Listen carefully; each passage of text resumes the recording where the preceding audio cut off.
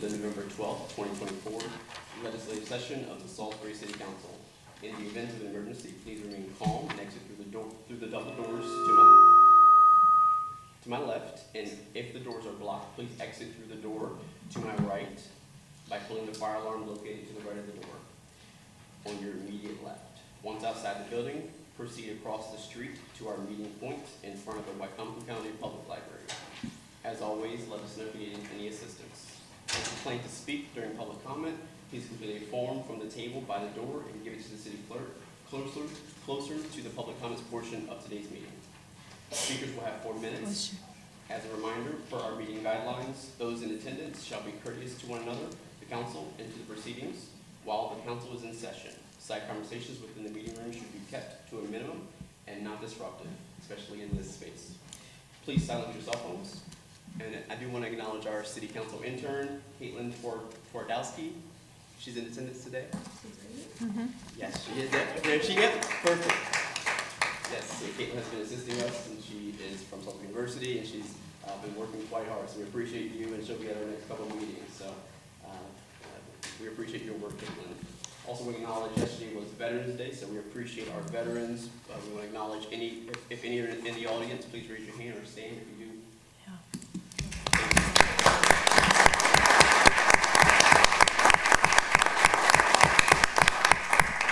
Thank you so much. We honor your service and your commitment to our country. At this time, please stand for the Pledge of Allegiance.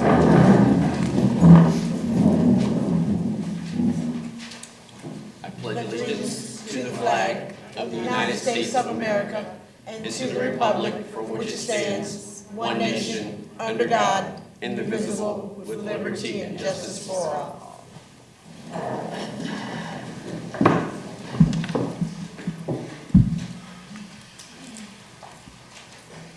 I do want to call for a moment of silence to honor the victim impacted by the horrific events experienced in the last week.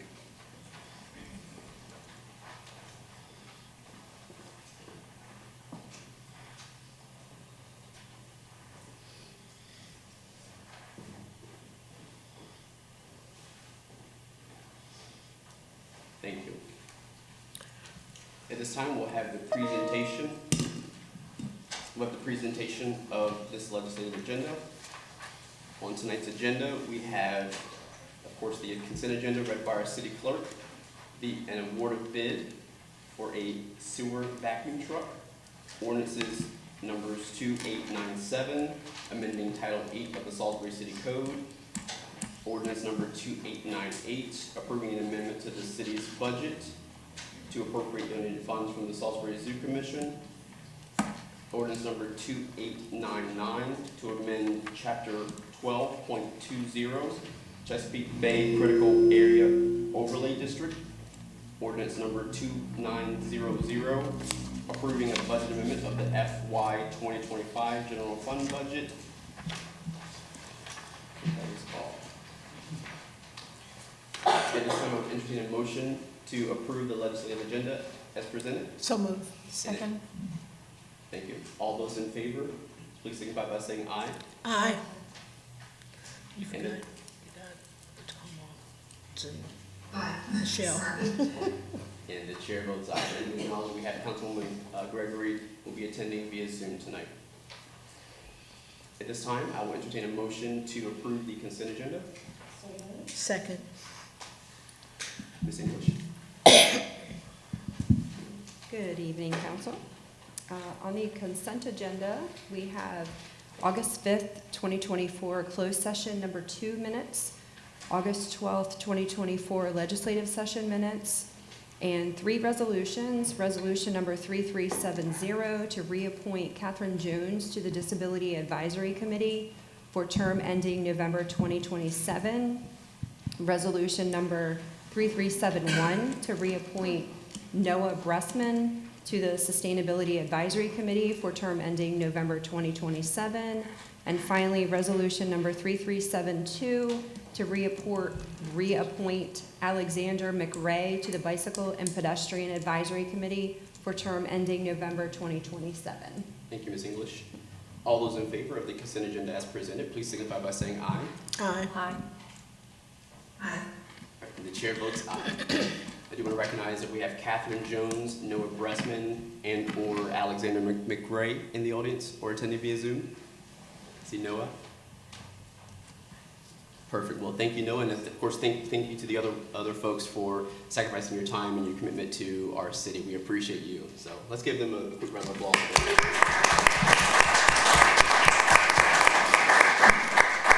We look forward to your respective involvements on your committees. Okay. At this time, I'll entertain a motion in a second to approve the award of bids. So move. Second. Ms. Miller.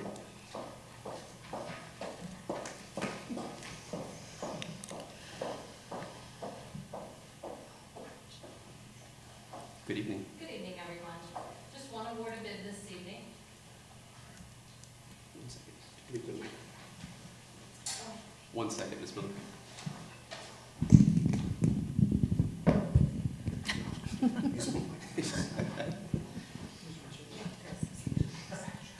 I will hand it back to Julie.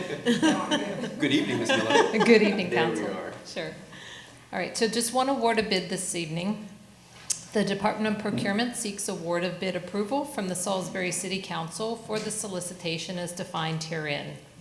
The city followed required bidding practices as defined by the Salisbury Charter and the Municipal Code of Ordinances and publicly posted the solicitation for any competitively bid procurement on the City of Salisbury's procurement portal and the City of Salisbury's website, eMaryland Marketplace. How about the State of Maryland's website? eMaryland Marketplace Advantage. I think I've said this one too many times. This is for ITB 25-106. It's a sewer vacuum truck for the Department of Waterworks, the Utilities Department. This is utilizing a cooperative contract, Sourcewell Contract 101221-GRD. It's quite a long title. I do have that noted in your packet there, the Sourcewell contract title. One of the awarded vendors is Mid-Atlantic Waste Systems out of Easton, Maryland, via Great All Industries from New Philadelphia, Ohio. The contract maturity date on this is November 29th, 2025. There is an additional 1-year extension on this. The total cost after the 4% Sourcewell discount is $565,033.92. The account noted in your packet is fully funded to support that purchase. Thank you, Ms. Miller. And again, you just mentioned it. Is there any particular, or what's the, how do we get the Sourcewell discount? Sure. So the City of Salisbury is a participating agency with Sourcewell. This is per the City of Salisbury Charter SC 16-3 competitive general policy of competitive bidding exceptions, which states that competitive bidding is not necessary or appropriate in the following circumstances. That's for contracts in which the city receives a contract price negotiated by the state, county, or other governmental entity pursuant to a valid contract. Sourcewell is a local unit of government. Thank you, Ms. Miller. Yeah, thank you. Council, any other questions? No. No. Great. Do we have all those in favor of ITB 25-106? Please signify by saying aye. Aye. Aye. And the chair votes aye. Thank you, Ms. Miller. All right, thank you. Moving on to our ordinances, I will entertain a motion in a second to approve ordinance number 2897 for second reading. So move.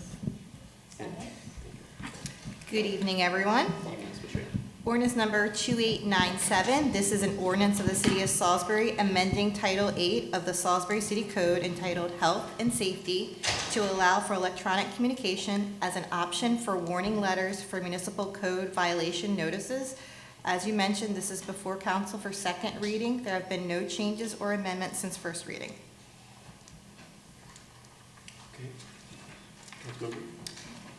I have one question here. On line 73, 107, and 137, it's bolded and underlined. It says via email if the owner has a registered email address for the city. Do we have registered emails with the city? And if we do, it stays in. If we don't, do we need to have that in there? I would like to defer to that to Mr. Boda. Do we have email addresses for any of the registered owners? Okay, so it stays in. You do have a registered email. Correct, within the system, the platform we're using. Okay. And just, And just for the,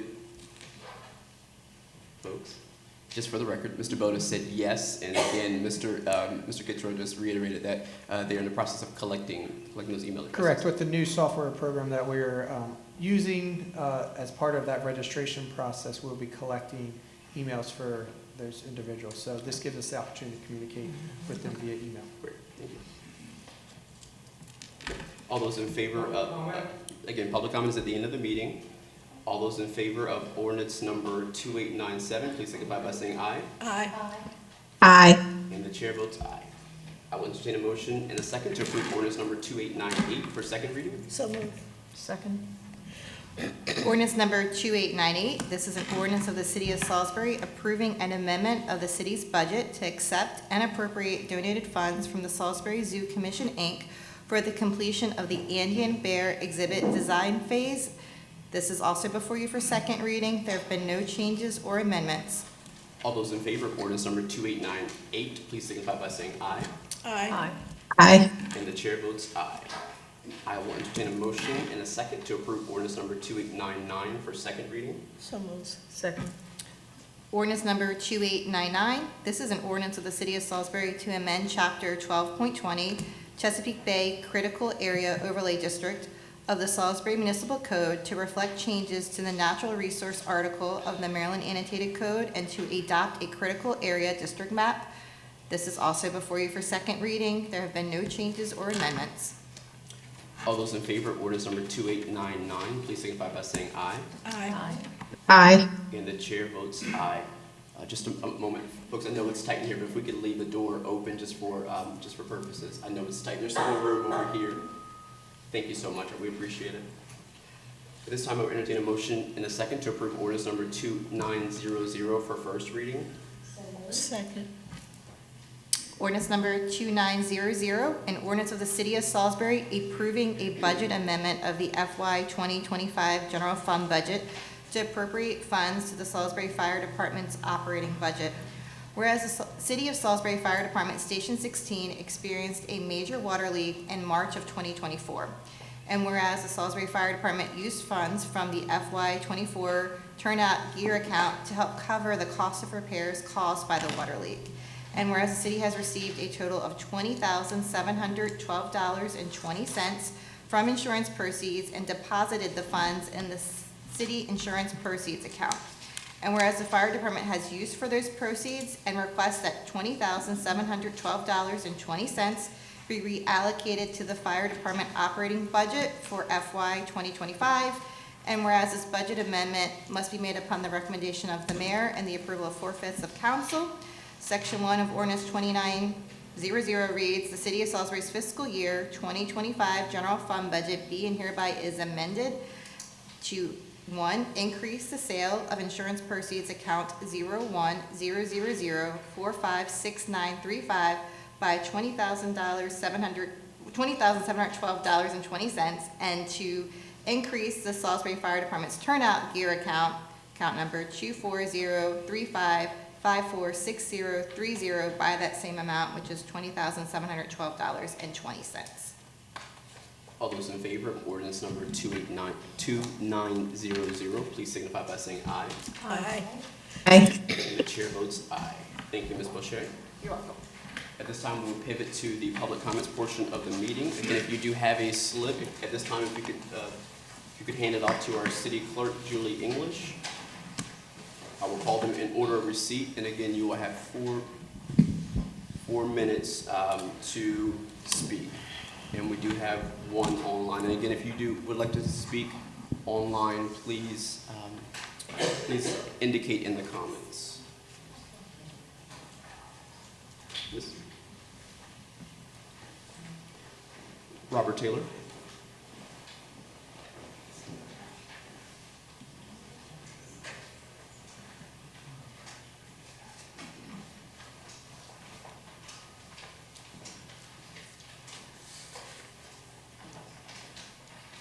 Good evening, Robert Taylor, Salisbury resident.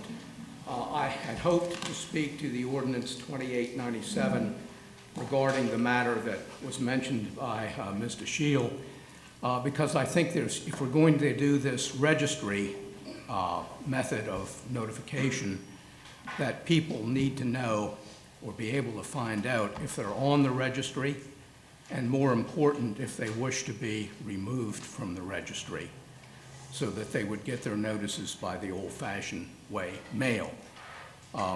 People have computers, certainly, some do. Some don't use them very often for email. Sometimes they're in the shop being repaired. So I think that there's a number of reasons why we should have online ability to find out if we're on that registry or not. I wish we could have done public comment. I guess we're not doing them for ordinances anymore. First time I've seen that here or in any other local government that I've been involved with, which is probably 20 or 25 over the years. Okay, getting back to the main reason I'm here tonight, I want to congratulate and thank the city's Public Works Department, I guess it was, for helping me with my water meter problem last week. It was leaking. They came. They were very professional and polite and prompt. And I also want to give a shout out to Mr. Kitzrow for his conduct at the last council meeting, the work session last week, where he was essentially assailed by members of this council. In the years I've talked about, the 25 or so local governments, I would say that meeting was one of the 2 or 3 most outrageous meetings I've either attended or watched. And I'm talking to you, Mr. Dowdy, because you ran it. You don't have to look at me. Okay, thank you. Now, moving on. At that meeting, there was comment by, again, council members, essentially assailing the executive branch regarding the comprehensive plan coming up. I do have some experience with comprehensive plans. I was on a city of Salisbury group that reviewed and revised a comprehensive plan and zoning code many years ago. And I've been involved with these other governments, many of them, for clients, and in one case, actually advising the government as a special counsel. It's not unusual when you have a consultant for the executive branch to review that consultant's work product and look at it. That's common practice, and it makes sense to do it. It's been suggested, and I'm sure there's going to be a lot of hollering tonight about, oh, we ought to just go ahead and approve it because we paid, what, $60,000 for this firm from where, Philadelphia, I think, to do this plan. And, you know, there's a word for that. It's not a 4-letter word, it's a 6-letter word, and that's stupid. It's very common, and it's absolutely good practice for the executive branch to review anything that's turned in. Now, moving on, let's talk about what's going to happen at Planning and Zoning next week. Frankly, I think you should recuse yourself, Mr. Dowdy, because of the fact of your employment. But more broader than that, I think this is an opportunity to speak up for what is likely to be a strangulation of Salisbury if these high-density projects are built on our parking lots, eliminating the parking that we have, plus increasing the parking demand. Thank you, Mr. Taylor. It simply makes no sense. My time Thank you. expired? Yes. Okay. Nathan Thank you. Cox?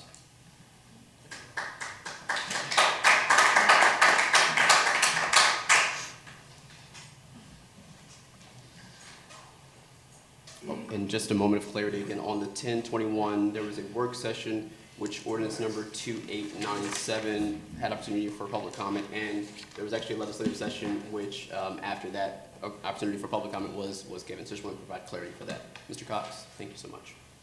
I have a lot to say on one topic, so it's like a speech, 4 minutes. So, I used to be a pedestrian and someone who rode public transportation until I finally got a vehicle. And I found just this past July that there is practically no more public transportation left in Salisbury. In this comment, I'm going to be saying that anything that is city transportation is be a bus that goes throughout a city. Anything that is commuter goes from one city to the next. Back in Last fall, there was discussed ordinance number 2832, which was grants funded from here, or to here to get to research transportation and other things like that around here. And in February, it looks like there was research done, especially in West Salisbury, about where they, what kind of transportations are used the most. As is most obvious, people drive more than anything. Between then and now, there were a few other comments made about public transport, but almost nothing. Now, I had to let go of my Jeep for about a month to get repairs, and then I had to go back to walking, and found it took me more than 2 hours just to go get to Ocean City, and then by the time I got back, it was dark. So it's like, wait, this isn't right. And the only way to get there is this one singular bus stop at SU, and that's it. So, as someone who's traveled Delmarva so much, I have this comprehensive list, we'll call it that, of the biggest cities in Delmarva by both population and square mileage. And Dover's the biggest city, and Dover has, 7 buses that go, and 7 Dover buses, along with a few other commuter buses. Obviously, a whole different system, a whole different state. Meanwhile, the Must buses, they go throughout Maryland's Upper Shore, with the 4th biggest city in Delmarva, Easton. They have 2 buses. Of course, they also have 5 commuter buses, and then Cambridge, they have 5. That blew my mind. 5 buses that go throughout Cambridge. 3 regular buses, north, south, and Cambridge and Central. Cambridge is the 6th biggest city. We're number 2, and the fact that we're the 2nd biggest city in Delmarva, and we have technically we have 2 buses. We have the one that goes from central Salisbury to Delmar throughout west and north, and we also have what I call the lazy bus, the bus that picks up SU students who live just a mile away from SU. I was an SU student about 5 years ago, and I lived in back of Salvation Army. I had to walk. I had to walk a whole hour just to get to class. So at the end of this, I just want to throw this one last thing out there that, like John Lennon once said, I may be a dreamer, but I'm not the only one. This is going to sound a bit insane. Maybe, quite a dream. But at the infamous Lot 10, what would be the most convenient thing to do with Lot 10, if the money was there or whatever, would be to build a bus depot transit center to have for Greyhound, for Must, Short Transit, and even bring back Short Transit how it was 10, 15 years ago. We had 4 buses that went all over Salisbury, 1 from Delmar to Prentice Ann. It was a little bit inconvenient about the space and all, but looks like my time is about up. But I will say last thing, that Mr. Cox. public transportation is a circumstantial thing, Thank you. not just a financial thing. Thank you.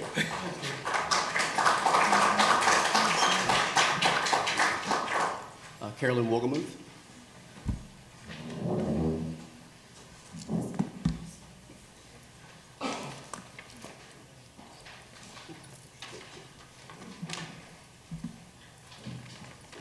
Good evening, my name is Carolyn Wolgamith. I'm a resident of the city of Salisbury. Last week's work session was nothing short of a shipwreck, orchestrated and led by its own council president. Only one item appeared on the work session agenda published on the city's website.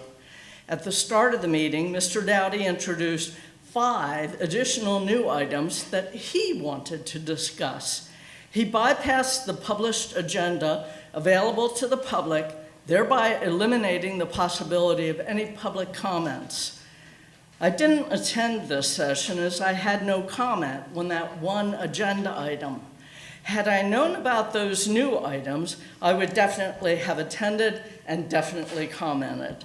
By skirting the rules yet again, the council president ensured that there would be no public opposition to his opinions.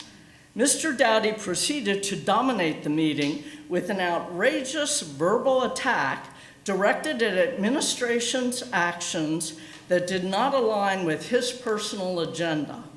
He scolded the administration for excluding him from executive matters, which is clearly not within his legislative boundary. He inappropriately berated the DID director and his professional staff. The final affront came when he demanded that the executive department bend to his dictatorial will. Sadly, I was not surprised by Mr. Dowdy's outrageous, aggressive, authoritarian conduct, as citizens who regularly attend meetings and make public comments are similarly disrespected, dismissed, and even ejected. I applaud Councilwoman DeShiel as the sole voice of reason that evening. It's high time that the council stay in its lane, follow its own rules, and represent citizens and not personal agendas. Do your job. In September, I submitted a written request to place an item on the agenda. It's mid-November, my request has not even been acknowledged, much less addressed. With only one published agenda item last week, it could easily have been added. As a tax-paying citizen, how am I supposed to interpret that? Do my concerns not matter? Or do they just not align with some council members' personal agendas? I requested a discussion and vote to release the meeting minutes from the June 20th, 2023 closed meeting. For reference, this was the closed meeting held just prior to the approval of the land disposition agreement for the sale of the downtown parking lots to Brad Gillis's LLC. This was the same closed meeting that the Open Meeting Compliance Board ruled was illegal. The council has repeatedly refused to release those minutes that may answer some very important questions regarding the sale of the downtown parking lots. My public verbal requests for those closed meeting minutes have been met with silence from the council. Written requests are similarly ignored. With a planning and zoning meeting coming up next week, I think we can all figure out why this isn't being addressed. Where does this willful, dismissive, disrespectful behavior end? This council is a literal shipwreck with a petty dictator at the helm. Thank you.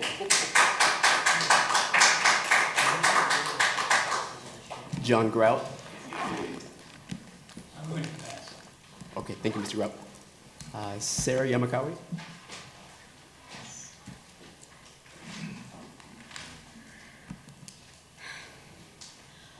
I don't have the same experience as some of you here. I'm 17, I'm a student at Bennett High School. I am a layman's voice in this position. But I'm learning how to work with others, and attacking people for what happens is not the way to propose conflict. That expression from the community is important, and having your own requests be ignored should not be the reason why you target someone in their character. We are not trying to attack people who have broken the rules previously by setting brand new precedent.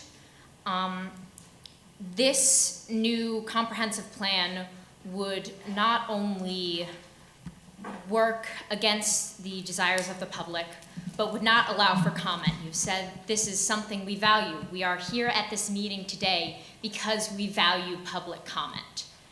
And by ignoring that, by minimizing its effect, by focusing solely on a branch that doesn't have the same community insight, that gets rid of the voice that we have as citizens. Just because something is able to go faster, just because something is able to follow along with someone else's plan, does not make it right. And in order to best communicate everything we want to happen, there needs to be community input on that. And by having this focus on the administrative side of it, that minimizes that input. That's all. Thank you. Thank you, Sarah.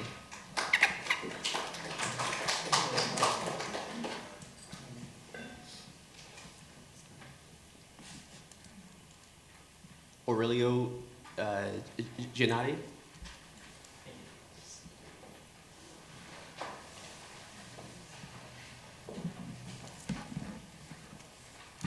Aurelio Giannetti, Salisbury resident. The comprehensive plan open house in January was inspiring to me. Months later, the public library wanted to start collecting community feedback for our new location. And I thought back to that meeting, and that's the model that we used. Now, I want to be clear, I'm speaking on behalf of myself, not the public library. But I will say that this Thursday, we're about to have our third of those information sessions, the feedback from the community. We've done that in 2 months' time, so that is 3 times as much as the city accomplished in 1/6 of the amount of time. I'll let you come to your own conclusions on the success of that. That January session, led by Mead and Hunt and many city staff who are no longer part of the government, was the first time I personally participated in an event like that. I was so hopeful about what we were creating together. Sitting next to me was a high school student who grew up here in Salisbury, who shared his own ideas for its future, who, before graduating and going to college, helped plan and carry out a tree planting at Truett Community Center in partnership with the city and Maryland DNR. I remember Deshaun was actually at that event. Thank you, Deshaun. Now I wonder, what happened to those visions of his? What happened to mine and the dozens of others in that room? And the many, many more who shared theirs through the online survey? Rather than a plan building on those ideas, the city might toss it all out. They might start over on their own. Or they might just only make amendments. Who knows? They've been making questionable decisions behind closed doors, then hiding those decisions from us for months. The details are unclear because the administration deliberately obscures them. The comprehensive plan is too important to entrust only to an administration that has created astounding levels of turnover in its staff, flushing away the city's capacity, experience, and expertise. If they had more experience, maybe they'd at least know that such a move to unilaterally rewrite the comprehensive plan is unprecedented in the state of Maryland, and certainly not in a good way. It's reckless decision-making for dubious reasons that could set this city back a decade or more. I support the council's suggestions to be more involved in this process and be the eyes, ears, and mouths of their constituents. I support the calls for the city to work with consultants who specialize in producing comprehensive plans for cities, and I demand that this administration act with transparency and accountability and fully engage the public in this incredibly important process. This comprehensive plan must be for the people and by the people, not merely a shadowy, untrustworthy administration. Thank you.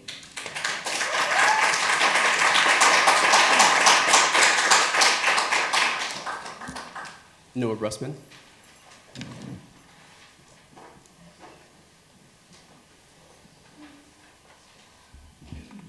First, I would like to state that I'm a resident of Salisbury, where I bought a house, and I work here as an educator, and so I plan on staying here a long time.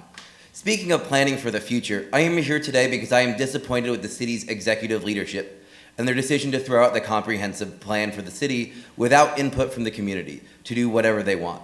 The city already spent $60,000 of taxpayer money on professional consultants whose job is to consult on exactly this kind of thing to develop the 10-year comprehensive plan that we have now.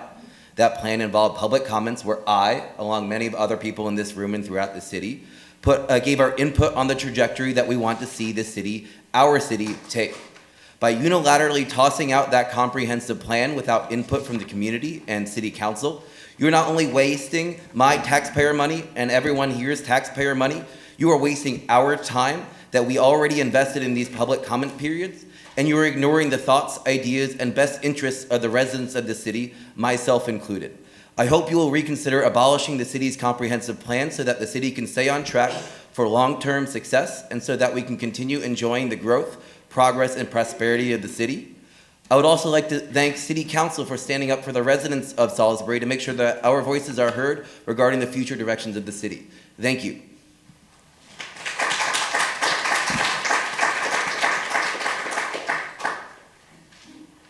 Elise Tregan.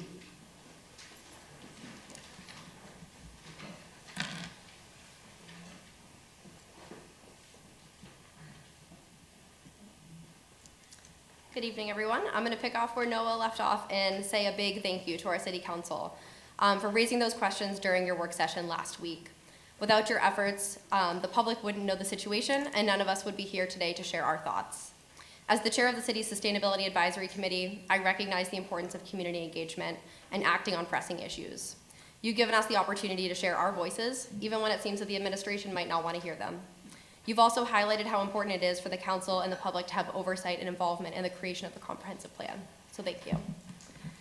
I think the room is packed. Hopefully you're seeing the green shirts here. The green is to represent the bipartisan support for this comprehensive plan and moving that forward. I think we all know that this is the most important vision-setting document for our community. It will impact the lives of tens of thousands of people over the next decade, maybe more. It will determine whether the city is eligible or not for millions in state funding. I find it deeply irresponsible to dump that responsibility on inexperienced staff who lack the training, expertise, and support to create something of this magnitude. We need to be working with experts. Specifically, we should be continuing to work with our contractor that we hired and have invested $60,000 in to date to ensure the creation of a product that meets the best practices for cities, the expectations of the state, and most importantly, the needs of Salisbury's many community members. Mead and Hunt are a neutral third party with experience in comprehensive planning writing and community engagement. Now, I do want to call out that there is a relationship between the consultant and the city. It's the contractor that brings the expertise in the writing and the strategic process for the comp plan. It's the city who should have been bringing together local community members on the ground for that local expertise and inviting stakeholders and community members into this process. Unfortunately, that one big role that the city had, they haven't been doing a very good job at, as we've heard from some of our speakers already today. Yet they want to take on this whole process internally. I'm going to leave it to some of my other colleagues tonight to share more on that issue. The administration's flippant disregard for the creation of the comprehensive plan is unacceptable. In a meeting that I had with the mayor just the other day, a couple of his staff, there were about 4 of us that met on October 30th about their commitment to sustainability within the city. 3 out of the 4 people in the room were not even familiar, for example, with the Move SBY Action Plan or the Environmental Task Force report, which are supposed to inform the creation of the comprehensive plan, among other existing plans and reports. What I'm saying here is they don't even know what they don't know. How can we expect them to trust this administration to run this comprehensive planning process on their own? We can't. We need a comprehensive plan development process in which city staff collaborate effectively and efficiently with the contractors, and in which the administration is transparent with the City Council, the Planning and Zoning Commission, and thanks to the folks from Planning and Zoning Commission that are here tonight, and the public. We need drafts to be available to all parties. We need reasoning and decisions to be communicated clearly to all. And we need the community to be able to provide ample support and contributions to the future of Salisbury through community engagement. Thank you.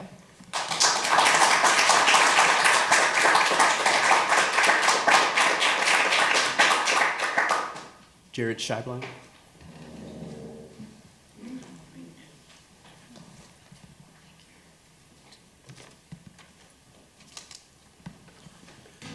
Good evening, everyone. My name is Jared Scheiblein, and I'm a resident of the PAL building right down the street. I'm here to speak on behalf of many of my neighbors and residents who live with me in the PAL building about the importance and inclusive process of our city's comprehensive plan. There's a lot of conversation about what should be done about downtown Salisbury. It's important you actually listen to us who call downtown Salisbury home. The comprehensive plan is a document that sets the vision for Salisbury's future. It's a roadmap that addresses essential things like zoning, housing, sustainability, and infrastructure. Historically, and for good reason, This plan has always been developed with input from both the community and the City Council, ensuring that it reflects the values and priorities of the people it serves. We believe this process is vital for creating a plan that truly aligns with our collective goals and visions for what Salisbury needs to be. Excluding the public and the council from this process creates a disconnect between the vision laid out in this plan and the real needs of working people in the city of Salisbury and the downtown businesses who have made it very clear that they are struggling. This community engagement piece is not symbolic. It's not just something we do to make ourselves feel better about ourselves. It is how we ensure this plan will work for everyone in our city. Residents like myself and countless others want to be part of this conversation because we deeply care about our home and the direction that it's going in. So tonight, I respectfully ask that we reaffirm our commitment to an open process for this comprehensive plan and to address the needs of working people in community and restore our faith in our political system. I think everyone at this point is really tired, especially after last Tuesday, of people getting on social media and yelling at politicians about how awful they are. Just get us housing, just get us transportation. We don't care about the drama. We don't. Everyone's past that. So thank you all so much.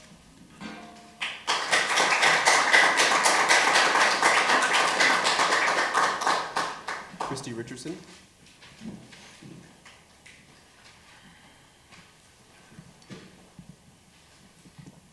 Hey, I'm Christy. I live in Salisbury. I work at the library over there. So I'm writing to share my concerns regarding the treatment of our homeless residents, our city's housing and poverty challenges, and the trouble handling the comprehensive plan process. Last week, I witnessed a concerning incident in one of Salisbury's public parks. A police officer, following Mayor Taylor's orders, instructed homeless individuals to leave the park during regular operating hours, claiming it was closed to the public. However, no signs indicated closure or restrictions, and others regularly used the park every day without issue.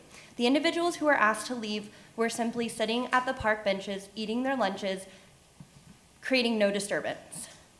This selective enforcement raises serious concerns about discrimination and fairness. Public parks are meant for everyone regardless of housing status. Excluding homeless individuals from these shared spaces is unjust, and it sends a harmful message about who is and isn't welcome in our community. Beyond this incident, recent data from the city's strategic plan paints a stark picture. Salisbury faces significant challenges, with 26% of our population living in poverty, a lack of affordable housing, aging infrastructure, and large gaps in parks and recreation access. The average age of homes in the city is over 55 years, with an 80% built before the year 2000, creating costly maintenance issues for low-income residents. More than half of our housing units are renter-occupied, and with rising rents and home values, affordable housing options are even scarcer. In the face of these challenges, the comprehensive plan process, which outlines Salisbury's vision for zoning, housing, sustainability, and infrastructure, is being undermined. Rather than using the tried and true process that most cities of our size employ, the city administration seems to be attempting a fast-track approach that limits community feedback. Our city council members are working hard to try to hold the administration accountable and ensure that public input is part of this process, yet they face significant resistance. As residents, we need to demand that Mayor Taylor's administration do its job in the way Salisbury deserves: transparency with accountability. We cannot allow them to ignore our elected officials and sidestep oversight or silence the voices of community members. Our city deserves a comprehensive plan that reflects Salisbury residents and genuine needs and voices. Thank you for your time and attention to this critical issue, and I look forward to seeing our council take meaningful action to ensure fair treatment of all residents, protect public spaces, and uphold the integrity of the comprehensive plan process.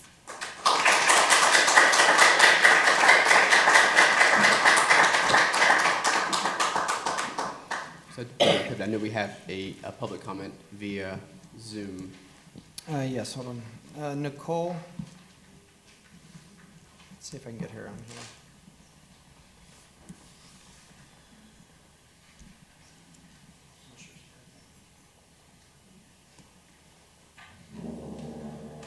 Nicole, are you there? I think it's Nicole.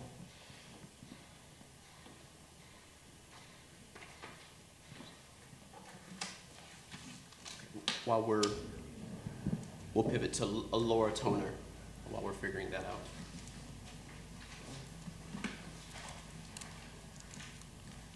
Good evening, council members. My name is Laura Toner, and I would like to thank you for the opportunity to speak tonight.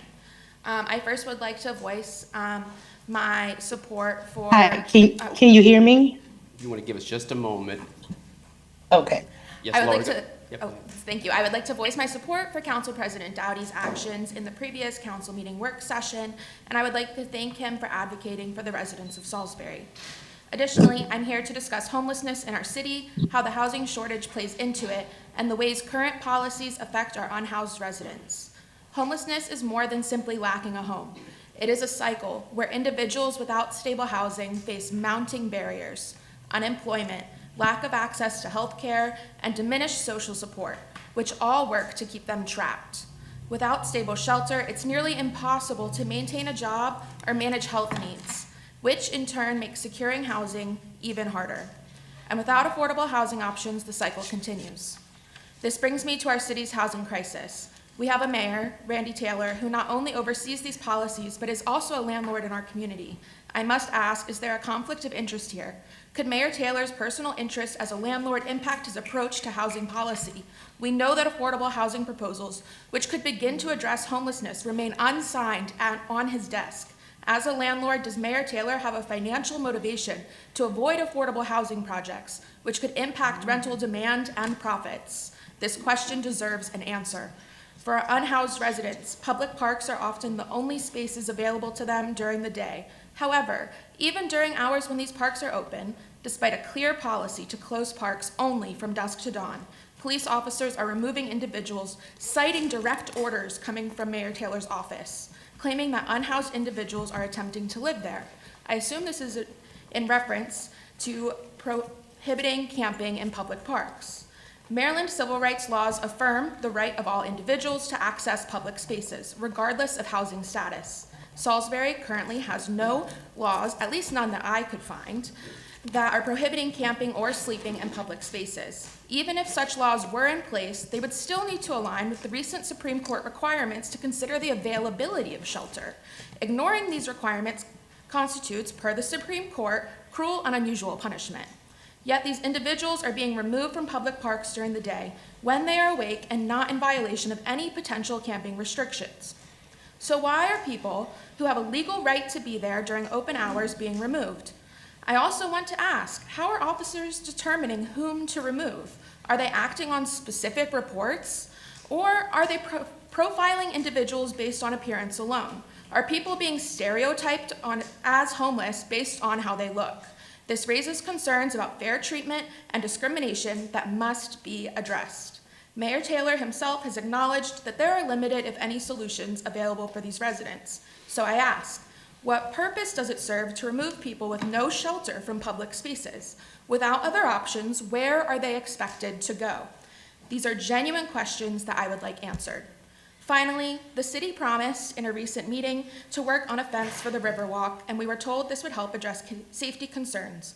I appreciate your commitment to safety in our community. I would love to have an update on the progress for the fence at the Riverwalk. Thank you for your time, and I urge this council to hold Mayor Taylor accountable, not only to do what is right, but also to uphold what is required of the city by law.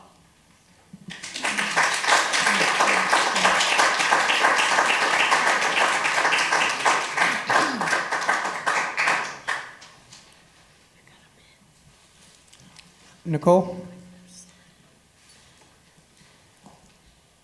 I think you're up now.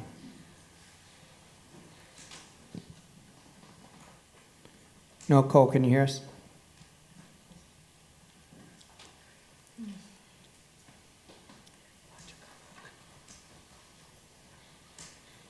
Holly Worthington? Hello, can you hear me? Yes, if you want to start right now. Hi, thank you for having me. My name is Nicole. Over last week, I did a information session at the Christian shelter. I collected some of the the guests' concerns, as well as the concerns of Bishop Anthony Dickerson. One of the concerns, and I am going to piggyback off what the lady before me said, is the lack of housing, the lack of space of shelters. And I recently went through that living in my camper before we were able to be in the campsite. And we were getting ticketed because we had nowhere to go. Speaking about what the residents, what the guests were concerned about is one, at the Christian shelter, there is no case management or social services available to help them navigate through their current situation. There is a diverse of people staying there, from disabled people who are waiting for benefits to kick in, elderly residents who need trained professional staff to help them care for themselves, as well as find homes that can be able to help them. However, they aren't able to live in some nursing home because they cannot afford it. We also have single individuals who cannot get help anywhere because the most of the funding that they do have is for single member who families.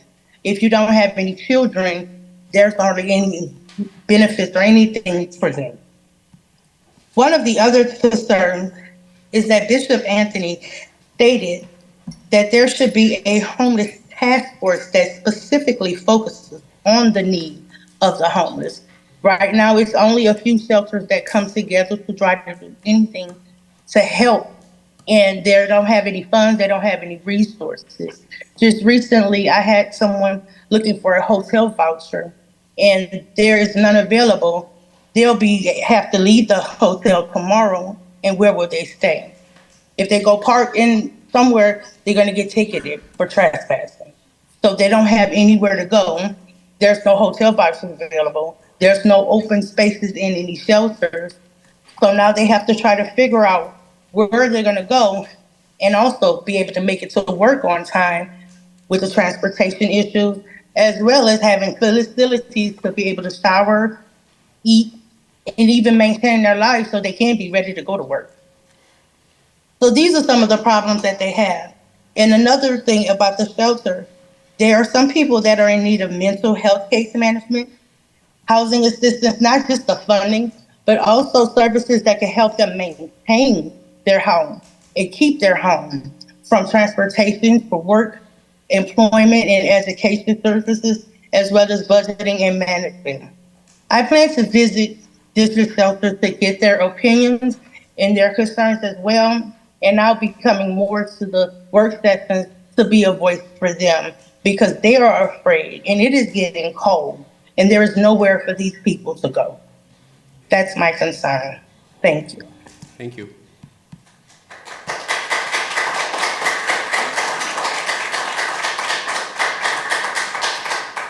Holly Worthington.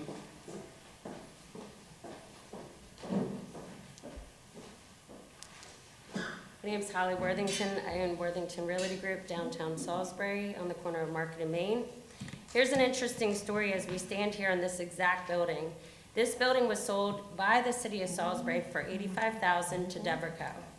This was to be the headquarters live, which was part of the Envision Salisbury plan. After they took ownership of this, a few years later, the city took on a lease in this building, occupying this building for $10,000 a month, or I believe $10,000 a month for $15,000 a year.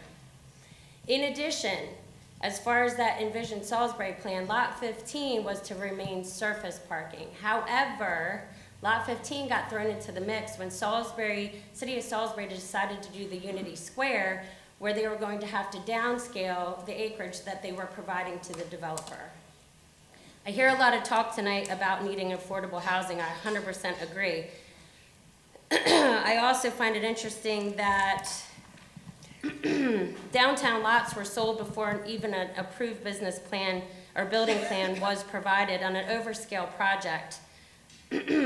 Recently, we were all threatened with closure of these lots because the developer did not get an approval that he needed to move forward thus far on this development project. People have gone into businesses passing on, trying to get people to sign petitions, offering parking in lieu of people signing petitions. When as projected, we are already going to have a shortage, where would this parking be coming from that they're promising?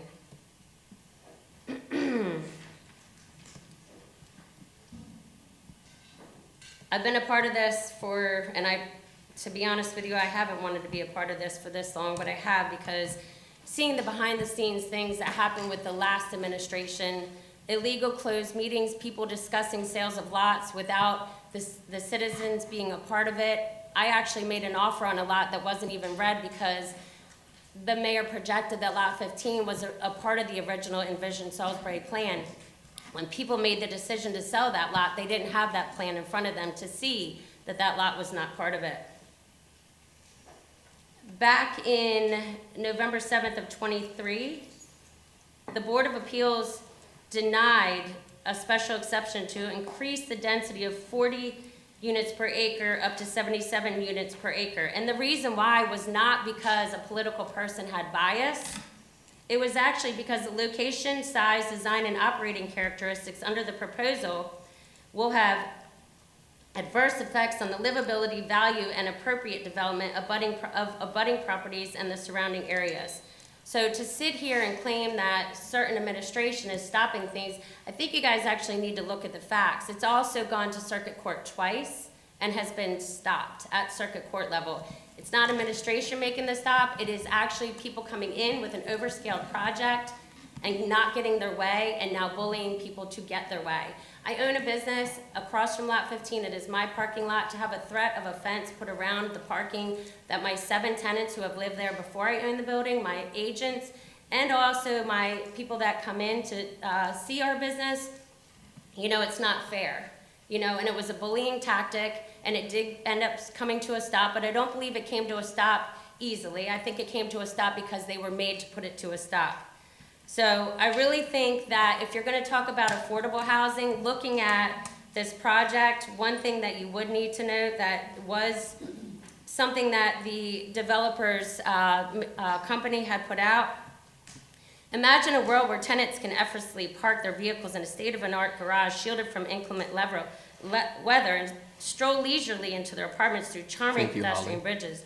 The meticulously planned layout ensures convenience, safety, and a true sense of community. Beyond its structural splendor, Salisbury Town Center, Come on. basically they call Thank luxury you, housing. Ms. Worthington, thank you.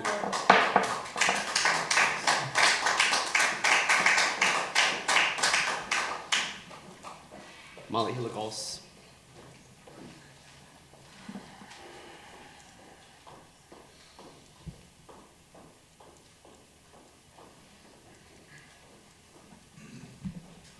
Hi, I'm Molly Hilligos. I'm a resident of the city of Salisbury, and I'm the CEO of Habitat for Humanity of Wicomico County, serving Salisbury.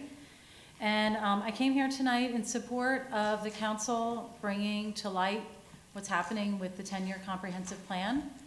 I was shocked to find out I was one of the 5 interviewed in July for the stakeholder interviews. And I just thought that I thought you guys needed to know what happened. First of all, in my 10 years of serving at Habitat for Humanity, we've helped over 30 families become first-time home buyers. In that time, we've also helped 121 families become safe in their homes with our critical home repairs. And so I was so excited to be asked to be part of the table, to be brought to the table, to ask for my input on what could help with housing for the city of Salisbury. When I got to the interview, Mayor Taylor decided to sit in to the interview, which was, I found out afterwards, not normal. During the questions that they asked me when I would make comments, I would be interrupted by the mayor. Don't look at me like that. I was interrupted by the mayor constantly. His inappropriate comments and looks, just like he's giving me right now, Ms. Hilligos, if you was want to address happening. it. And Thank you. it was very disruptive. It was intimidating. And I guess I shouldn't be surprised because a month before that, he had contacted my board president and said if we wanted to continue to partner and receive funding from the city, then I should consider not speaking at public comments. And so I want the public to know that this is what's happening behind closed doors. I am the past president of the Wycomico Rotary Club. I operate with integrity in all that I do. And I just don't even know what to say anymore. So with the comprehensive plan issues, I reached out to the state already to find out what recourse the public has. And they got back to me today and said that a deviation from the best practices could lead to a rejection of the comprehensive plan by the state sustainable growth subcabinet, which could freeze city planning and zoning authority. A failure to conduct a complete and expert consultant-managed comprehensive planning effort would be unprecedented in state history. They were planning to notify the Secretary of Planning to make sure that this is on her radar. I don't know what else I can do, folks. Thank you.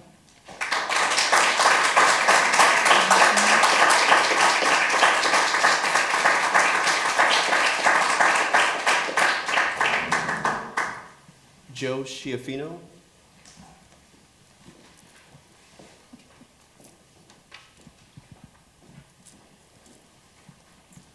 Good evening.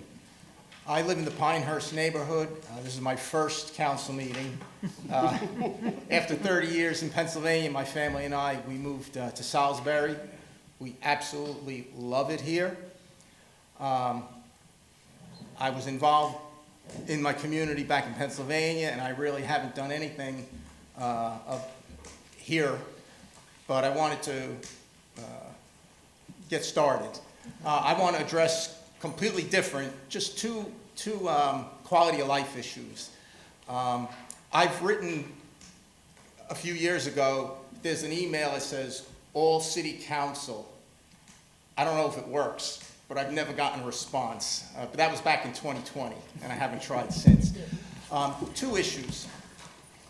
These sidewalks are dangerous. My wife and I do a lot of walking. I have low vision issues. I haven't driven in 30 years, so I walk everywhere.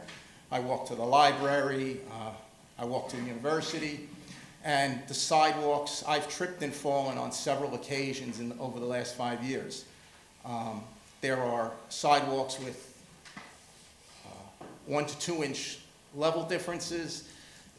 There's the concrete is cracking in places, and it's been 5 years, and I haven't seen any improvement. So I don't know if it's on council's radar or not. Where I came from in Pennsylvania, our borough had 3 wards, and we had a rotating every year. One of those wards, the sidewalks and the roads were inspected, and then they would be addressed the following year, and then the next ward. So we had a rotating schedule. I don't know if that's something Salisbury does. If not, a suggestion. Regarding the walking, the library, again, I'm not up to speed on a lot of things, but I understand they want to move the library to the old Ward Museum. To me, that doesn't make sense. I mean, we're trying to get traffic downtown, and again, I don't know much about the comprehensive plan. I'm going to go online and read it. But if we want to generate traffic, putting the library out there where nobody can walk to, that currently doesn't make any sense to me. And again, I may not be privy to a good reason to move it, so I apologize if there is one. Lastly, another issue I want to address is something that well over 100 cities across America are addressing, and it's snowballing, and that's gas-powered leaf blowers. I'm surrounded by 3 residents that have landscapers come, and there's 3 or 4 guys once a week with the gas blowers. I can't use my yard. I'm in my house. I can't have a conversation on the phone. It's incredible, and I'm sure a lot of people have experienced the same.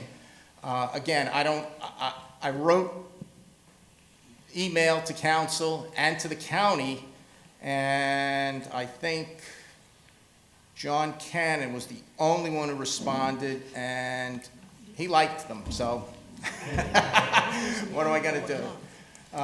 That's all I have. Again, we love it here, and thanks. Thank you.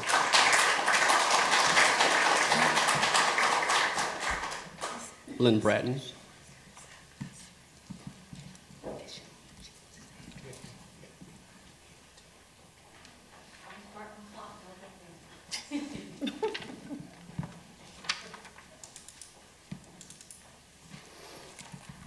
Good evening, everybody. My name is Lynn Bratton. A lot of you know me. I taught some of you, and I've worked with a lot of you in different angles and different places in my community. I'm a resident of the city of Salisbury, have been for, over 40 years, I guess. And we did just have a wonderful Guys and Dolls production with community players, so thank you if anybody managed to get to see that this past weekend. I did all the costumes, and I'm still cleaning up costumes. As far as the comprehensive plan goes, I agree that we need to have one. We need to get it moving. We need to understand it. I did not agree with the tone or the tenor of the last meeting. I think were ways to get that on the city council radar, to get it to the city citizens, let them know without the attacks that were happening last Monday night. If you haven't seen it, you ought to go on YouTube and watch it. It was somewhat disappointing in the way the whole thing unfolded. Obviously, it got some people's attention, so I guess there was an end to something. I will quote something my father, who departed about a year and a half, told me about consultants and consulting, and a gentleman who was in this teaching profession, which I was in for 37 years. An expert is somebody that's 50 miles from home, and sometimes you have experts right within your midst. So I think we need to tap into our own experts that are within our midst and then consult with others. But I think we do need to have our own experts here weigh in on what's going on in our city. And I've seen that happen too many times, where I've known the person who people call in as an expert, and I'm like, oh my God, I wouldn't even go to a speech. I know this person, and I don't really consider them an expert, but if I went to a conference in California, they're on the dais as the expert on that topic. Continuing on, my time is clicking. It seems like we've been here for many times before. I know I have been. I've been to almost every single meeting since like May or March, before that June meeting that was referenced earlier. I still think we ought to know what happened in that meeting. It was over there in that building, and everybody went in. We all had to leave the room, and then we came back, and there was a vote, and the parking lots were sold. Boom, boom, done. But we have been here before, and when the parking lots were sold, there was a rule for the development. It was 40 units. That was the rule. That was what the buyer knew about. That's what he agreed to. I guess he agreed to it. I mean, that was what was in the rule book, and that was the rule. And I was a vice principal and a school teacher, so rules are kind of important to me. You know, you follow them. You know, if there's a rule, you go 55 miles an hour, maybe 57, but, you know, you basically stay within the rule book. That rule is still in place today. That rule has been upheld during requests for exemption hearing when the new owners asked for an exemption to allow the Salisbury Town Center to be built to a density of 77 units per acre. That request was denied. Okay. The letter from the city board was published, sent, acknowledged by the folks involved. The developer then requested an appeal of the decision to the court. The judge upheld the decision of the local board. It was denied. The developer again asked the judge to reconsider their decision without presenting any additional facts. When, okay, I see a lot of faces in here. When did it become a thing to go back to a judge and say, sir, I think you need to think about this again because I don't like the answer you gave me? That just doesn't seem to be the way I grew up in my growing up years of approaching a judge in a courtroom. The judge came back and upheld his own decision again, and it was denied. So now the judge, after confirming that original decision, the next thing that ruling has been appealed to the state court system. As far as I know, it's still pending in a review. That was my last knowledge of that. But in the meantime, that developer has now presented a text amendment to the Planning and Zoning Board for a rezoning of the entire central business district, sometimes called the CBD. I know as a teacher we had a lot of acronyms, so just keep up with those letters, okay? The CBD means Central Business District. That's like all this stuff down here. And he wanted that CBD to be changed to 80 units per acre. How many times does it take to be told no? Thank you, Ms. Bratton. I'm still going. When the property was brought, you knew what you were getting. The project could already be in the building stage and had 40 units Ms. per Bratton, acre thank zoning you. rule had been Thank you. followed. Ms. Bratton, you just said you appreciated rules, so thank you so I much. am, but I Thank think you. that was a short 3 Edwin minutes compared Linder, to what others have been given, my friend. Ms. I need Ms. to bring my watch up here the next time. Ms. Bratton, thank you. I know I still have. Edwin Linderkamp.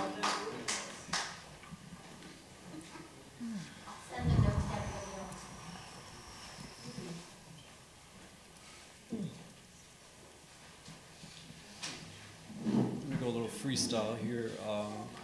So my name's Edwin. I'm a content creator, I'm a placemaker, and I especially am an advocate of cities for people. So I myself, I kind of have my own comprehensive plan, honestly. I live in Salisbury, and I go out and I take over the street when I go out as a pedestrian. And yeah, and I go out with my son. We just walk the streets, honestly. I go to the university, and should I take it off? No, just lift it up. There you go. And, but the sleepy is very sleepy. The city is very sleepy too. Especially when I walk up like to the Woodcock Playground, which is like one of the most, I think, a very sacred space in the city. This to me represents the city a little bit. The Woodcock Playground, which is an open space that's not maintained in any sense. You don't know what that little tombstone is. Is it Elizabeth Woodcock's grave? There's just a couple slides. It's one of the most boring places ever. And yeah, if you create a comprehensive plan, some of the good things were mentioned: to create better sidewalks, create better housing, affordable housing that'll bring in a new population here. Create better park spaces that people can enjoy together. That'll bring people together. That'll create some more diversity together in the city, and make it more just more connected. You know, there's work to do, I think. Yeah, that's really all I have to. I mean, that's what I have to say about the comprehensive plan. And yeah, bring a professional planner or consultant to help out with it, but to tie in the communities and try to have kind of a place-making aspect to it, I think, to make it livelier. And then I was just wondering why, if this is a meeting about the comprehensive plan, are there any residents from the Planning and Zoning Commission here today? No. So I was, okay, but you're from the City Council, right? So I was just wondering why nobody was here from this. Okay, one person. Okay, that's it. Thank you.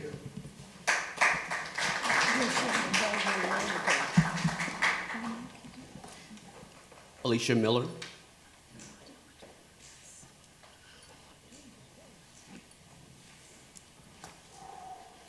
Hello, my name is Alicia. I'm a resident of Salisbury. I'm just gonna say 3 quick points, and I wrote them down so I don't get myself off track here. Firstly, I want to express my strong support for the comments made in the previous work session by our City Council President. Thank you to the council for making sure our voices are heard. Second point, any unilateral efforts of the administration to hinder the comprehensive plan are extremely disappointing. We voted for our council members. They represent us.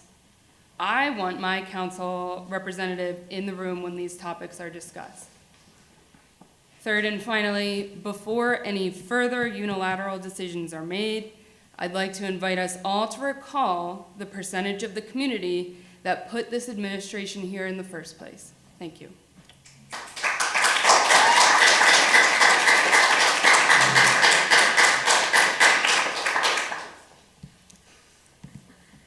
Michael Pirowski. I did. I tried my hardest. Please correct me when you get to the podium. How you doing, folks? My name is Mike Peronsky. I'm a Salisbury resident. I just wanted to give a shout out to the chief here real quick.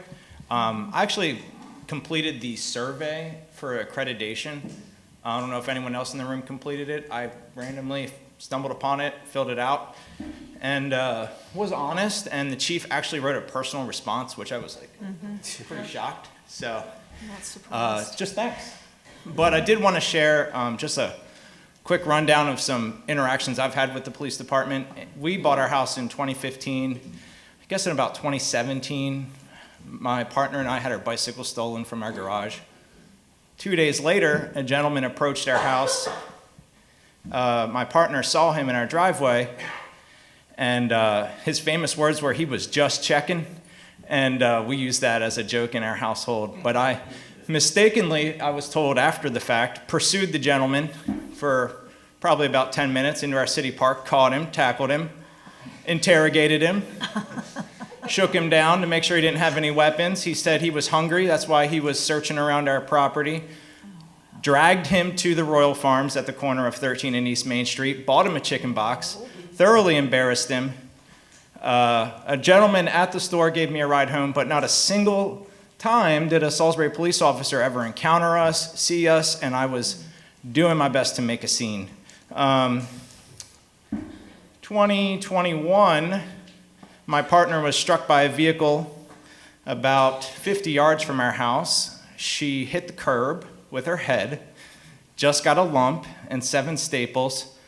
Police officers, who seemed very green, interrogated her at the scene, obviously questioned the other driver. She's in the hospital receiving treatment, and then they fill out their police report and blame her for the accident, even though she was about 50 yards from the intersection, the 5 Points intersection that's been discussed in this body many times.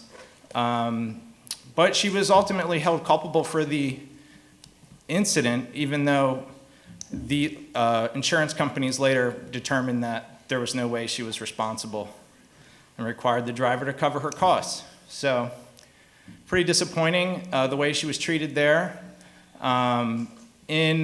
Earlier this summer, my brother, who suffers from addiction, tracked my parents to Ocean City, demanded money, came to my house at 11 o'clock at night, demanded money, had recently been arrested for harboring a felon who the police officers at the time recovered a firearm from the residence. He was really high, I could tell, called the police, asked for assistance. They basically told us they were too busy and there wasn't anything they could do. So pretty disappointed about that because we could have really used some help in de-escalating the situation.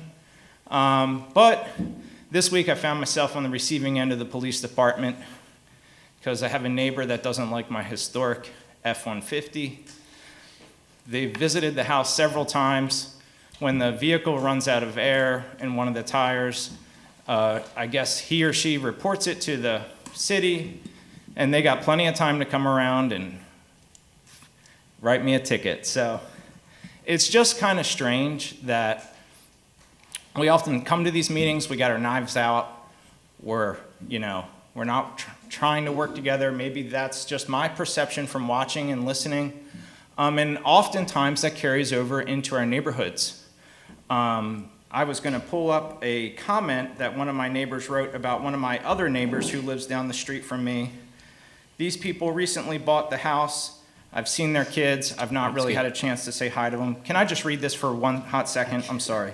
It says house was sold last year. I want to allow you to, but I've got to be, I appreciate it. I'm so sorry. I'm just saying. Thank you so much. Thank you.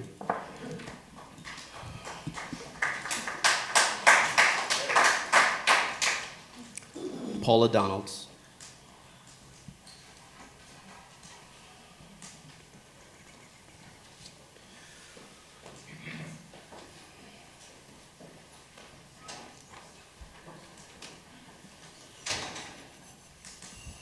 Holly Worthington, you are absolutely correct. Sorry, folks, but these are luxury apartments with no parking. Luxury apartments going in downtown. Not affordable housing, luxury apartments. I feel for every one of you getting up here to speak, but you're being led in the wrong direction. Miss Holly Worthington, I know you just walked out, and I know you'll see this, but you are 100%. Last week, watching the city council, shame on all of you. Shame on you. You attacked Andy, the administrator, Miss April Jackson. Let him do what he has to do for personnel. It's none of your business. None of your business. You don't hire, nor do you fire. It is called an administration. There's a reason why people get fired.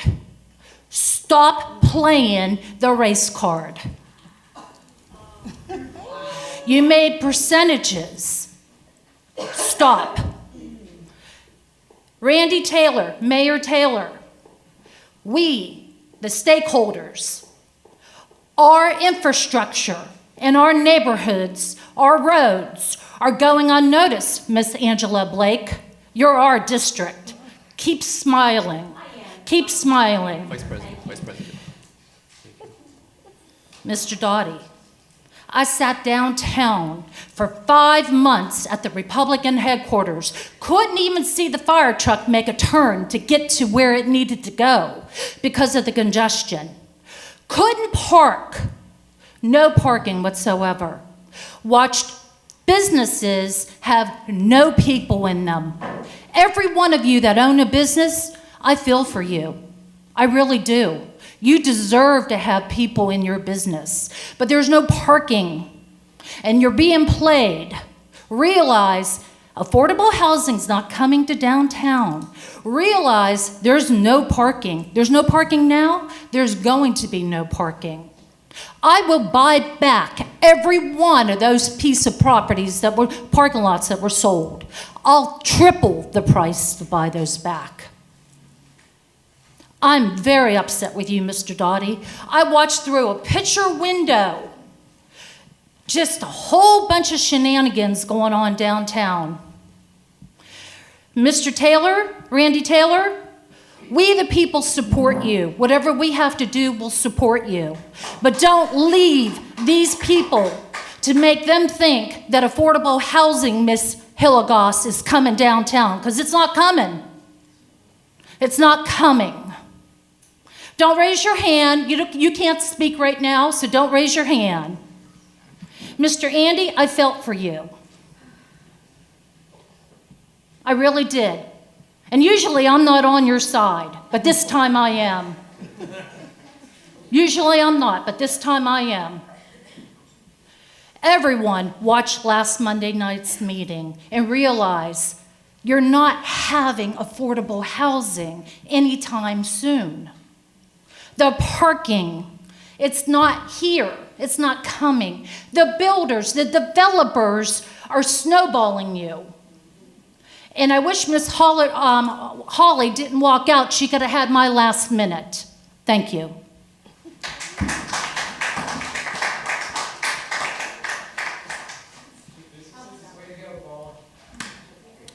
All right, at this time, that concludes the public comments version, the portion of the agenda. We'll pivot to administration updates and comments, followed by council comments. Thank you, President Doughty. I'd like to make a couple comments and then an update on the comp plan. But first, I'd like to clear the air a little bit. There's been a lot of excitement tonight and a lot of passion. I really appreciate that. And thanks for the people who came out tonight and speaking on a variety of topics. I don't typically break the fourth wall and speak directly to the audience. I usually direct everything to the council president, but I do want to talk to you all right now. It's very important that you understand the dynamic that exists and appreciate the dynamic that exists between the legislative and the executive branch. We are here to challenge each other and make ourselves better. We have cleared the air. We've already had a conversation last week. People don't need to go watch it. We are good to go. I understand their frustrations. We have an opportunity and an obligation to be better as an administration and better as a department. That is our goal. We are new to some of these areas, and we try our best to be better. We like to just try to keep this as clean and professional as possible, and that was where my frustrations lied. Now, speaking to that specifically, I want to talk about the comp plan. We don't typically go into a whole bunch of details when we ahead of time before we are ready to talk about it, but people want to hear, so I am going to talk about it. It is very important that you also understand an email that was sent this morning to council, and I'm going to quote myself. Let me be clear, the administration finds value in using a professional consultant to guide us through the process and help us finalize a comprehensive plan. At the appropriate time, we will be re-engaging with Mead and Hunt as well as the public. As we go, we shall be sharing with council our progress and encourage your participation in our upcoming community workshops. This should be a transparent process, one that reflects community needs while being safeguarded by our city staff. I say that because this is a process. Yes, we are about 4 years late from when we were supposed to do it, so there is no rush. We need to get this right. We are growing as a department. Our Department of Infrastructure and Development has had a significant transition in staff. This is most of their people's first comp plan. We need the direction of a consultant, a professional consultant, but I also need the buy-in and the understanding that my team has to go through this process. So we have taken a minute to review the first information that was presented to us for us to all get on the same page. Make sure we are comfortable with what is being said.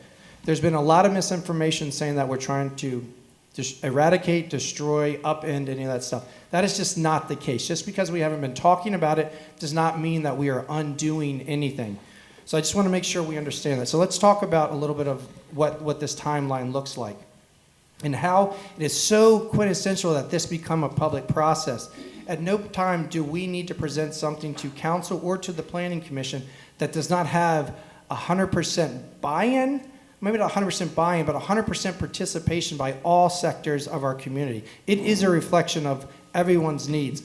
And I do not think we are there yet. I do not think we have gotten the responses we needed during the first survey, and even through our stakeholder engagement, I do not think that was so 100% representative of the community. So with that being said, it is really important for everybody to know what our plan is moving forward.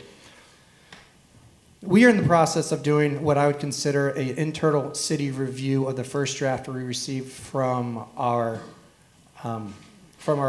consultant. We are looking through that. We have a meeting next week to review, again, some of our additional comments and considerations. Again, we want to be on the same page. This Friday, we will be reposting the online survey that was presented last January and February. So if you didn't get to at least provide some of your initial comments on just the whole idea of comp plan, we are highly encouraging you to jump into the conversation now.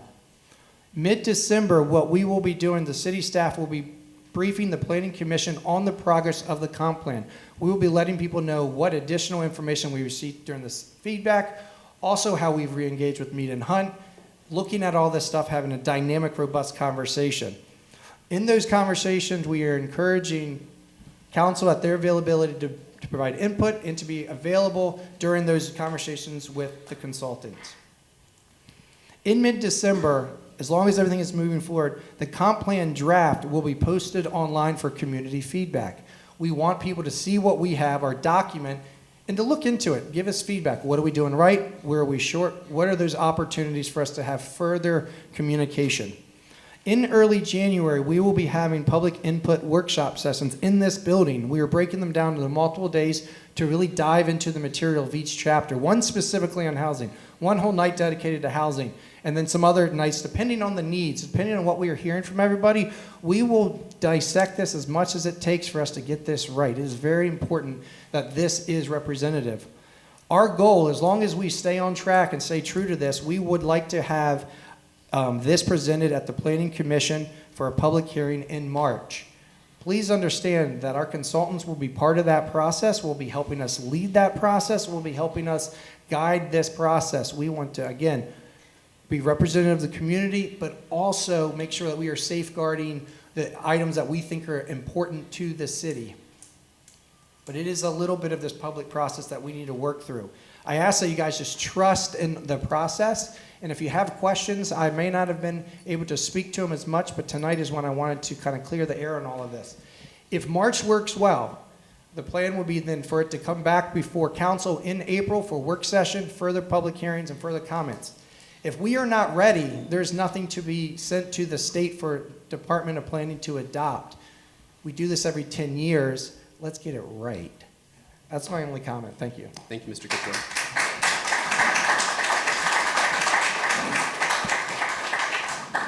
As it relates to the comp plan, I've got I've got 2 words: bad information. Bad information which turned into a fervor over the last 30 or 45 days. So that said, let me give you one phone number: 410-548-3100. That's my phone number. It's the mayor's office. You can call my office, ask us any question. Andy and I will respond. Email, whatever. But you have to understand that the idea of this comp plan is 4 years past due. And in the last 11 months, which is my term, 6 months of that, we've made more progress than we have in the last 5 years. The idea that we are trying to scuttle it in some way is silly. Whether it's for sustainability or it's housing, we obviously recognize. Now, having said that, when we, about 6 months ago, we engaged local stakeholders, which Molly was a member. My attendance, I thought, was sort of obligatory, if nothing else. Not unusual, but in any event. And after that, we asked for a draft of the plan, of the update. And it didn't have a lot of meat on the bone. In the areas that we needed to have some deeper dives, it was weak. It had syntax errors, grammatical errors, fragmented sentences. It was a quality document which we would be hoping for more. And so at that point, it was sort of a pause, not a firing, not an elimination, it got misconstrued, but it goes back to the issue of bad information. And all you would have needed to do was reach out. You don't have to jump to conclusions about who I am as a person or who I am as a mayor or how I feel about any of these topics. Just reach out, just communicate, that's all. That said, Molly, your comments bothered me. And the reason why is because I have reached out to you many, many times relative to the issue of housing.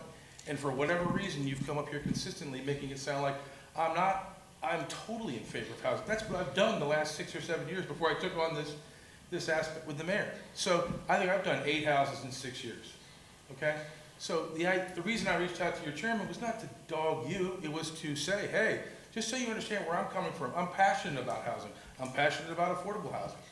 So that's where I am on that topic. And the idea that you would say anything about it is I don't know. So that's it, I just wanted to clear that topic. I think there's a lot of stuff around the periphery that's really evolving about this assumption about politics, whether it's homelessness or housing or pedestrian versus bicycle lanes, that sort of thing. Listen, we're not going to feel exactly the same on all these topics, but we certainly can cooperate and get a good, comprehensive plan and cooperate and get a good result.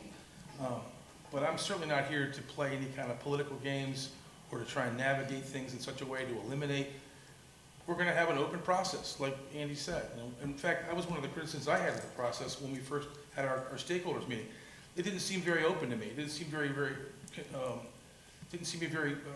interactive. It seemed very planned, and I won't go any farther on the topic of the consultant. That said, we want to improve on that process so we get a better result. That's all I want to comment. Thank you.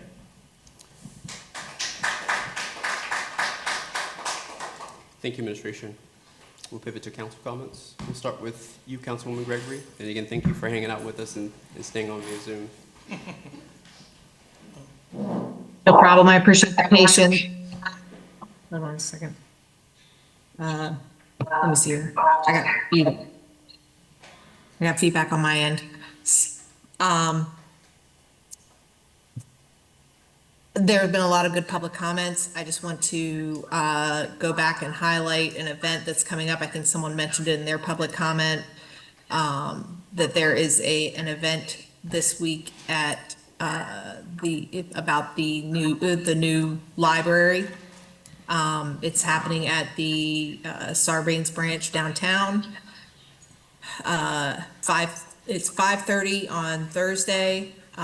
It's a community discussion about the new library. I recommend everybody come out.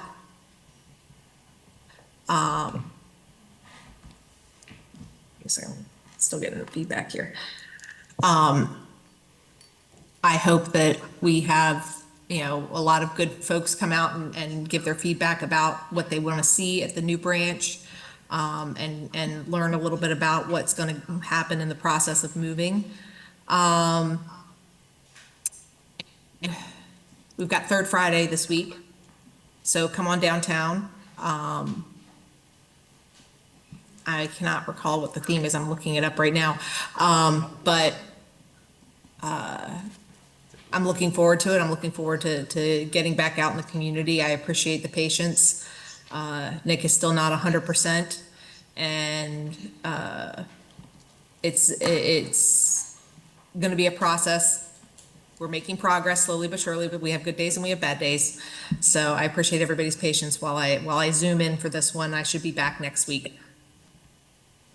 Thank you, Councilwoman. And again, we're hoping, and we know that Nick will be stronger and better than ever. And of course, that's with, that's verbally and physically, because we know he definitely challenges you. So, and we want him to do that. So we want him to come back in full force. So, Councilwoman DeShiel, we'll pivot to you. Okay. Thank you all for coming out tonight. We appreciate the input. It doesn't fall on deaf ears. So just want to Joe, welcome to my district. I know, I'll be by. I just got your address from Deshawn. I'll be stopping by. A couple of things. Christine, I'm sure that some of your men already know that Hands and Hearts Ending Homelessness is opening this coming weekend.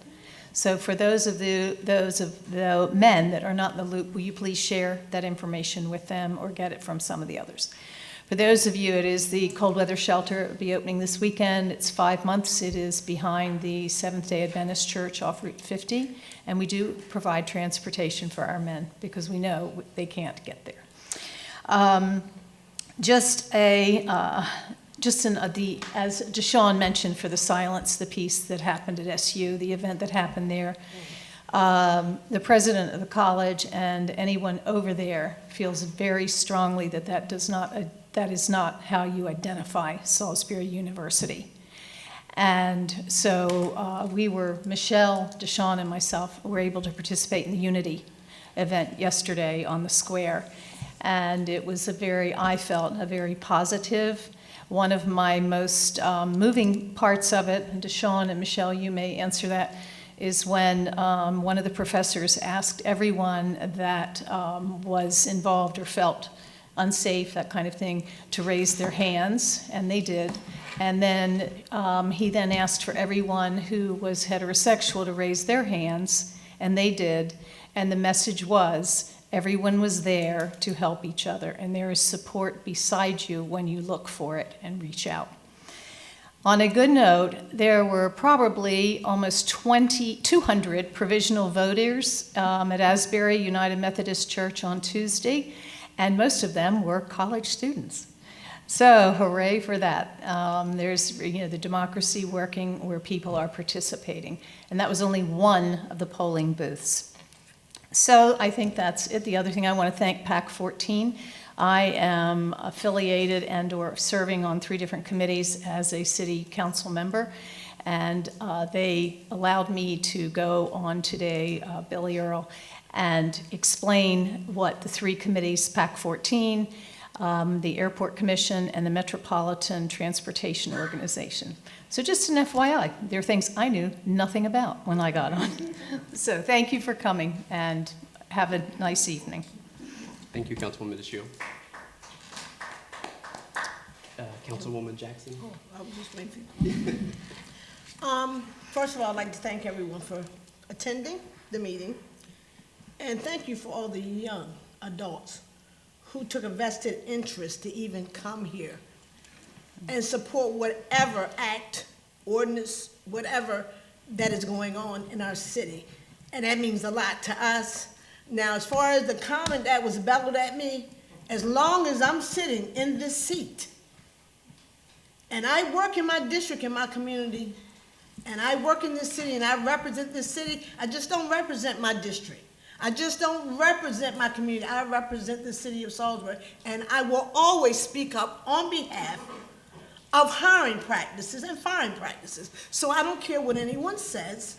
I'm standing firm on what I believe, and I will continue to stand firm on what I believe. So if personnel does it, personnel does it. But I have a voice, and I have a right to speak how I feel. So I would like to tell everybody that an event that's coming up is Thursday. Adopt a Block is having their ribbon cutting at 9 a.m. on Benny Street. If you would love to attend, we would love to have you there. Emmanuel Wesleyan is opening up their building to the community and to the city. So we would love to see you. I would love to see you anyway. Thank you all for coming. Young people, young adults, continue to stand up and speak out. Do not let anyone tell you that you don't have a voice, because you do. Thank you.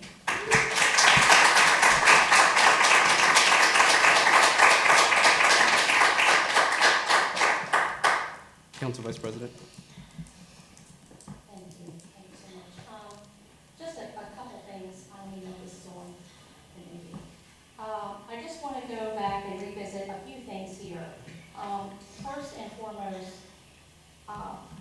I'm speaking for me as one city council person, but I am not going to waive my privilege, my lawyer privilege, for having closed sessions for council meetings. I'm not going to go against council, legal counsel on that, and I'm not going to do that. And that's been addressed in work sessions, legislation sessions, in person, in emails. I'm not going to waive my privilege for that. So the other thing is, in regards to Shoemaker matter, we're not able to make comments in the other league. So I can't excuse something that somebody that's maybe distasteful or whatever and then get up and leave. But Shoemaker matter in District 5, I have been out there no less than about a half a dozen times. I have brought it to Mr. Kitro's attention, and he has addressed it on multiple occasions. And I know our mayor has been out there and has talked about it too. They do not meet the formula for repair on the roads. Am I not speaking correctly? We have been out there, there is a formula that we use. Their roads don't even, they're not even 4th, 5th, or 6th on the list. They don't even make the list. Their roads are in great condition according to the list and the formula we use for repair. That community doesn't make it. So for Angela Blake as District 5, who's not addressing a whole entire neighborhood's roads, is not accurate. For anyone to say that the administration is not addressing that, or have not been out there or addressed that neighborhood on multiple occasions, not once, not twice, not 6 times, maybe over a dozen times, has addressed it, they have addressed it. So I'm sorry that somebody feels like the roads aren't being done or whatever, that we're not being attended, but that just is not accurate.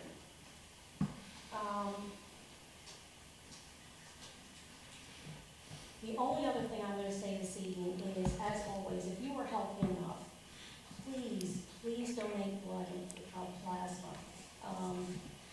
Give blood. It's the greatest gift. Thank you. Thank you, Councilwoman. Council Vice President. A few things tonight. Tomorrow is the Salvation Army kettle breakfast. Again, that's the ringing the bells and the putting the money in the cans, and it kicks that off. And I have volunteered to be on that committee and to ring the bell and of course be on that. So can't say no. But I'm happy to do that and happy to give back. But delighted to kick off that season tomorrow with Salvation Army. Tomorrow there's a Veterans Roundtable. I'm not able to make it, but I know we have some other council members that will be there. So thank you, Habitat, for holding that. There were other Veterans Day events this past weekend. Mayor and I attended the Elks Breakfast, and Montgomery County held their event. So this was a really good weekend to definitely give back to our people and show them that they do matter and that we do care. I know there's an event this Thursday for the Frederick Douglass, and I think they're going to erect a sign. I believe it's 10 a.m. at the courthouse there. I didn't want to be too rude and look for that, but it's somewhere in my emails. But I just know I'm going to be there at 10 a.m. because they're going to honor Mr. Frederick Douglass. Speaking of honoring, the governor was down Saturday, I believe, to officially name Harriet Tubman as a general. I think that was that is amazing. And again, making national news for that. And we don't have to speak on how much of a pioneer she was, but that was really good for us to do. And of course, anything we can do to highlight the Eastern Shore and the great people that we have and are continuing to produce out of the shore is just remarkable. There was a comment made about transportation, and I wanted to say that it was towards the end, but it became known to me that we possibly missed the boat for allocating and fighting for federal dollars to have Salisbury as the milestone stop for a railway study. Again, this is a big federal project and study that they're allocating millions of dollars to either go from, I think it's Wilmington and possibly further up down to either to Lewis and go towards the Rehoboth beaches, or go down to Salisbury. And we weren't part of that conversation. I spent as much time as I could. I do work a full-time job, but I was sending emails to Mr. Drew can attest to that, my planning commission member. I was like, hey, can you take this on? And we were trying towards the end. But these are some of the conversations and things that I want to be and we need to be a part of. Not for, and again, I think we're coming up on a year that I was, that we were all, again, either reelected or elected. And the conversations that I've spent this last year, that the mental and the bandwidth that has been occupied, that's not why, I don't think any of us did it, but that's certainly not why I did this. As a 30-year-old, there's far better things that I can be doing than, and there's much more of my free time that I would have. But this is not what we signed up for. This is not what we should be exhausting our time and energy for. And yes, last Monday's meeting was interesting. And it's been on my mind since last Monday. But administration and I, we discussed it. We had a good, productive meeting on Thursday.